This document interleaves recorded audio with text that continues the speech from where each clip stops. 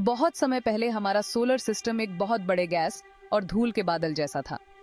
इस बादल को नेबुला कहते हैं और ये लाखों सालों तक अंतरिक्ष में घूमता रहा। फिर कुछ हुआ जिसने इस शांत नेबुला को डिस्टर्ब कर दिया। हो सकता है कि ये किसी पास के सुपरनोवा का शॉक वेव था। इस डिस्टर्बेंस की वजह से नेबुला सिकुड़ने लगा। जैसे जैसे बादल सिकुड़ता गया, ग्रेविटी ने मैटर को सेंटर की तरफ खींचना शुरू कर दिया। ये सेंट्रल पॉइंट और ज्यादा गर्म और डेंसर होता गया। आखिरकार सेंटर में इतना ज्यादा प्रेशर और टेम्परेचर हो गया कि न्यूक्लियर फ्यूजन शुरू हो गया और इस तरह एक तारे का जन्म हुआ, हमारा अपना सूरज। सूरज के जन्म के बाद बचा हुआ मटेरियल एक स्वर्लिंग डिस्क के रूप में उसके आसपास घूमने लगा।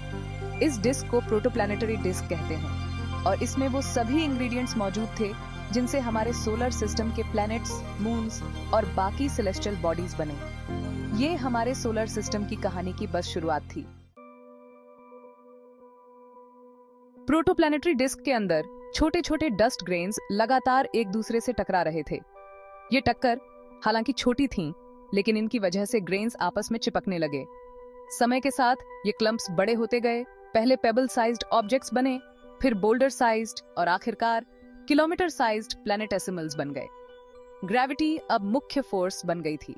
बड़े प्लैनेटेसिमल्स छोटे वालों को अपनी तरफ खींच रहे थे।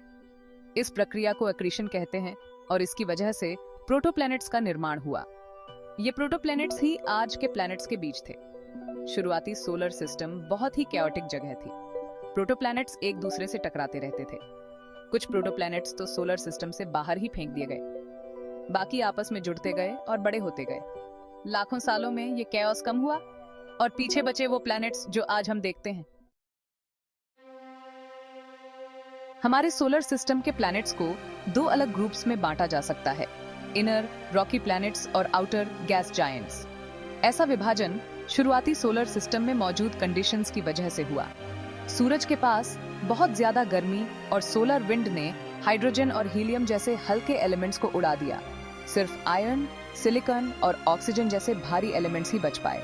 इन्हीं एलिमेंट्स ने इनर प्लैनेट्स मर्क्यूरी, वीनस, अर्थ और मार्स को बनाया। दूर फ्रॉस्ट लाइन के पार तापमान इतना कम था कि आइसेस बनने लगे। इन आइसेस ने रॉक और मेटल के साथ मिलकर प्लैनेट्स को बनाने के लिए बहुत सारा मटेरियल प्रोवाइड किया। Outer planets Jupiter, Saturn, Uranus और नेपट्यून बहुत बड़े हो गए और हाइड्रोजन और हीलियम को अपनी तरफ खींचकर गैस जायंट्स बन गए। चौथा भाग, विकसित चमत्कार, ग्रहों के अनोखे रास्ते। हालांकि ग्रह एक ही जगह से बने थे, लेकिन हर एक ने अपनी एक अलग एवोल्यूशनरी जर्नी शुरू की। ज्वालामुखी, प्लेट टेक्टोनिक्स और वायुमंडलीय प्रक्रियाओं ने इनर प्लैनेट्स की सतहों और जलवायु को आकार दिया। पृथ्वी अपने तरल पानी और जीवन रक्षक वातावरण के साथ सौर मंडल में एक अनोखे नखलिस्तान के रूप में खड़ी है। गैस जायंट्स अपने स्वर्लिंग तूफानों और जटिल रिंग सिस्टम के साथ खगोलविदों को फैसिनेट करते रहते हैं। बृहस्पति का ग्रेट रेड स्पॉट, पृथ्वी से भी बड़ा एक तूफान, सदियों से उग्र है। शनि के छल्ले अनगिनत बर्फीले कणों से बने एक ब्रेथ टेकिंग नजारा है। बाहरी सौर मंडल में बर्फीले दिग्गज यूरेनस और नेपच्यून भी हैं। ये ग्रह अपनी झुकी हुई धुरी और असामान्य संरचना के साथ उन डायनामिक प्रक्रियाओं के बारे में सुराग देते हैं जिन्होंने शुरुआती सौर मंडल को आकार दिया था।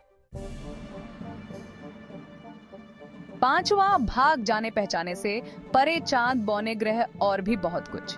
हमारा सोलर सिस्टम सिर्फ ग्रहों से ही भरा हुआ नहीं है। चांद, जो अपने अपने ग्रहों की परिक्रमा करते हैं, आश्चर्यजनक विविधता प्रदर्शित करते हैं। कुछ, जैसे बृहस्पति का चंद्रमा यूरोपा, अपने बर्फीले गोले के नीचे तरल पानी के विशाल महासागरों को समेटे हुए हैं, संभावित रूप से जीवन के लिए इंग्रेडिएंट्स रखते हैं। नेपच्यून से परे कुइपर बेल्ट है, जो बर्फीले पिंडों और बौने ग्रहों से भरा एक क्षेत्र है। प्लूटो, जिसे कभी 9वां ग्रह माना जाता था, एरिस और मार्केमिक जैसे अन्य बौने ग्रहों के साथ यहाँ रहता है। ये दूर की दुनिया शुरुआती सौरमंडल की झलक पेश करती है। ग्रह निर्माण के समय से प्राचीन सामग्री को संरक्षित करती है। पूरे सौरमंडल में बिखरे हुए क्षुद्र ग्रह हैं, ग्रह बनाने वाले युग के अवशेष। मीटर से लेकर सैकड़ों किलोमीटर तक के आकार के ये चट्टानी पिंड हमारे कॉस्मिक नेबरहुड की संरचना और विकास में बहुमूल्य अंतर्दृष्टि प्रदान करते हैं।